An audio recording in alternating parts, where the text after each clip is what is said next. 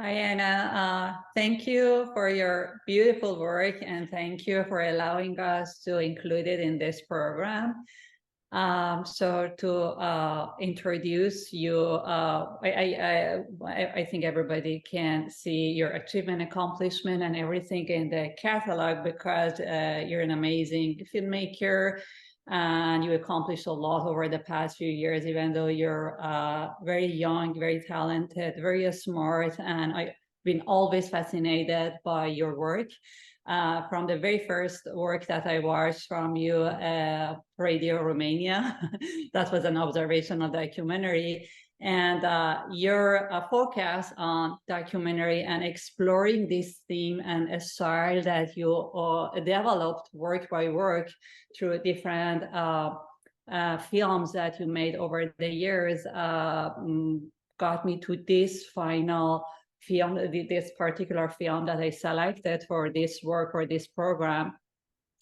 This one struck me the most because of its not only observational approach, but because you carefully reflect on human experience and you go beyond observation only.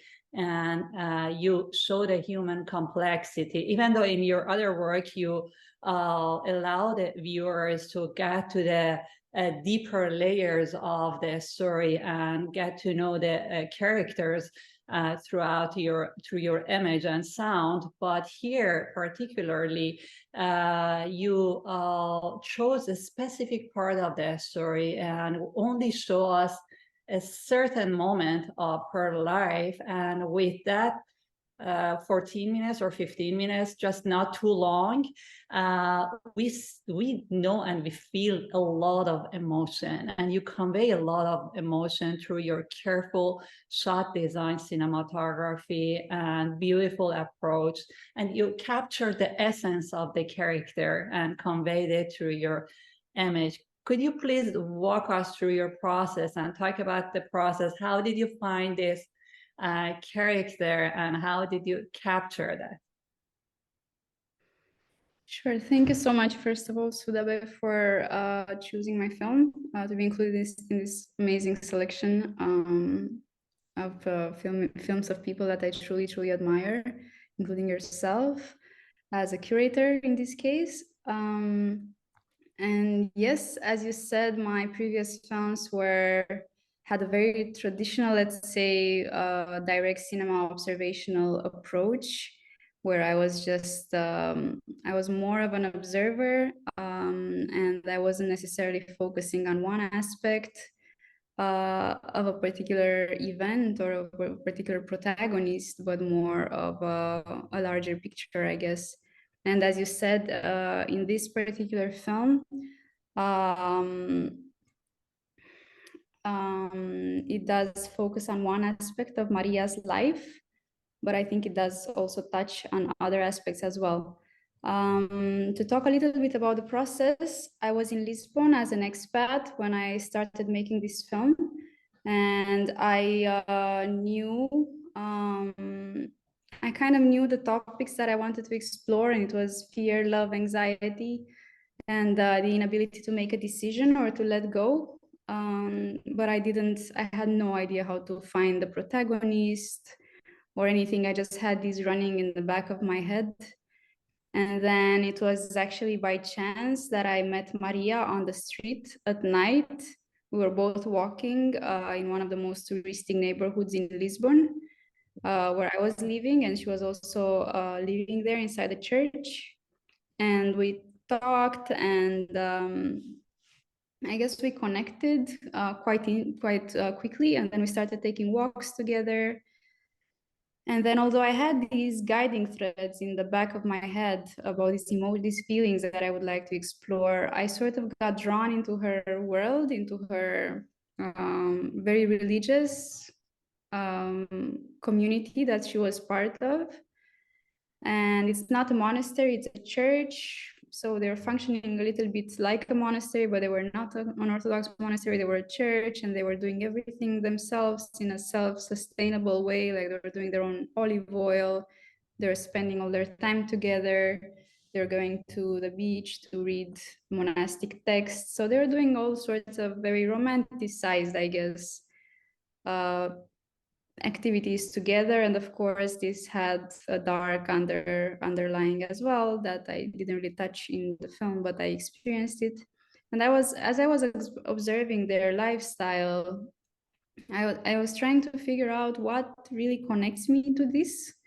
I guess, okay, there's this fascination with this alternative lifestyle, but why am I so drawn to Maria? Because there were many other people there that could have been the subject of the film. The priest was a complex, super interesting character, and the other women as well. But I was just bonding with Maria. So then as we started having conversations about these feelings that I wanted to explore, and then completely by accident, I think we started talking about her sons.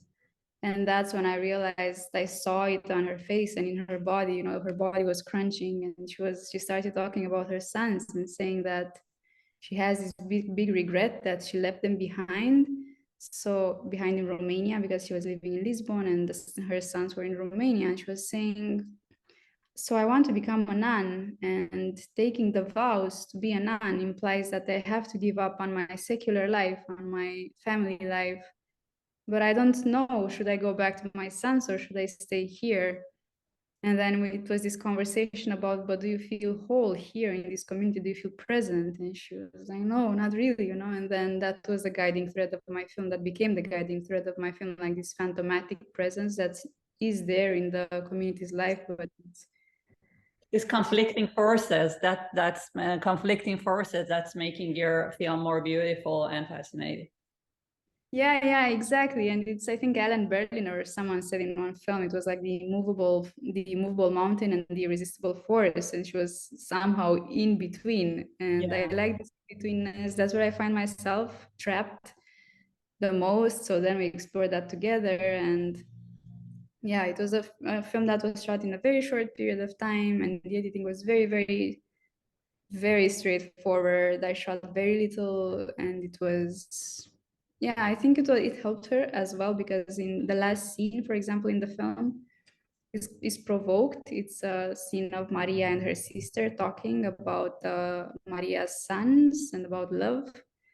And they never had any conversations like this. So that was provoked, and it went so beautifully. And I think it sort of helped both of them to bond a little bit more. And it helped my film as well. So I think it was a win-win. But in, like, briefly, this is the story of the film. Yeah, but in your other observational film, I never felt like that you had a kind of a staged shot or carefully lit shot with your characters, or framing, careful framing. For this one, I know I had this feeling that you had the particular script or careful shot design from the beginning to end before even you start shooting this. Yeah, sort of, more or less. But you are right. I think my previous films, along with my formal education, were more like my school, I guess. Like, I learned a lot by just observing and following characters. I learned how to see and how to notice things, I guess, in that approach. And I think this film was actually the first film where I started to let go of that and actually started to make my point of view more clear. So in that sense, yes, I had very careful scenes planned beforehand, before the actual shoot. Not all of them. For example, the scene at the beach is not planned at all. Like, that was completely improvised. But other scenes, like the making of the bread or the shot of the two sisters talking, that was planned. I had it in my head. So it's a mix of both. It's a mix of observational and staged, but it's also after I knew the type of scenes that I want and how I want to frame them, then that also influenced my observational parts as well, you know, the way I looked at things. Yeah, there is no right and wrong about it, because there was another approach in your other work, and there is a different approach here in your directing and cinematography. But it was interesting to me that you're trying both styles, and you want to challenge yourself and push yourself to try something new. And in this one, you're challenging something new as well. And your cinematography and your shot design mirroring your concept, and the contrast that we see in the image, the contrast between light and dark, and between this shot and the editing style and the cinematography style that you use for this film. I think it's a metaphor or a mirror for the conflicting forces that Maria is experiencing as well. Did you do this intentionally?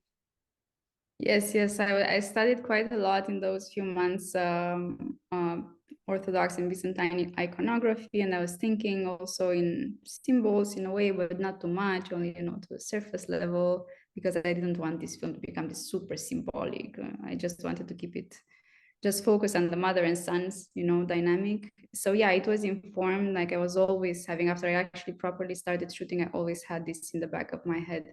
This is a film about Maria choosing between her sons and the church. And every shot that I took, I was trying to think about that all the time, including the shot of the scene at the beach. You know, I was listening to them while they were reading the monastic texts. And when I realized that something connected to my topic, then, you know, I paid more attention to that. So yeah, it was very, very like I had that running in the back of my head. And when you're making a short film, I think it's very important to have one guiding, I guess. I mean, there's different approaches, of course, to everything, but for me, it works like that. When I make a short film, if I think about, like, if I have a guiding thread, then then it makes things much easier for me to explore. I guess it opens some doors, I guess, to Yeah. pay attention to some things. And the pace is very contemplative as well. The pace that you chose for this film, lingering on her face, lingering on her moments, give us enough time to observe her and reflect on her experience. And it was very interesting to me that I didn't know about this connection and bond that you had with her in advance, but I got the feeling that you have a very close connection to this character, and she's very comfortable in front of your camera. And I feel your presence in the film and in front of the camera, even though you're not in front of the camera, but I feel this bond in the shots and cinematography. And I think it could be a great lesson for every filmmaker or documentary filmmaker to create this powerful and strong bond with their characters before I start invasive shooting to go with the camera towards the characters and intimidate them with their own presence. But you made them so comfortable in front of the camera. Not only Maria, but the other characters are very comfortable in front of it. And it seems like you